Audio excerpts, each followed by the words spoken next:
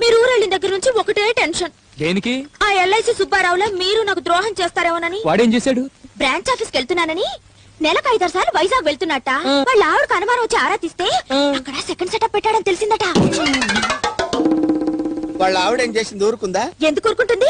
కాఫీలో విషం కలిపిచ్చేసింది. ఏమైంది? పొలవారింది. వాడు బతికాడా చచ్చాడా? దెబ్బకి చచ్చాడు. ఆ మాత్రం దానికి భర్తను చంపడం పాపం కదా సీత. మహాపాపం. అదే నేనైతే అలా చేసేదాన్ని కాదు. ఏం చేసేదానివి? ఆ విషయం నేనే తాగి చచ్చిపోయేదాన్ని. సీత అంత పని చేయకు. చిచి, నేనెందుకు చేస్తానండి? మీ గురించి నాకు తెలీదు. మీరు శ్రీరాముడు లాంటి వారు. నీ నమ్మకమే నిన్ను కాపాడాలమ్మా.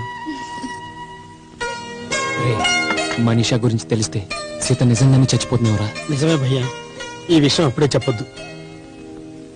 భయ్యా, ఎందుకైనా మంచిది కాఫీలు టీలు తాగేటప్పుడు కొంచెం టెస్ట్ చేసుకో.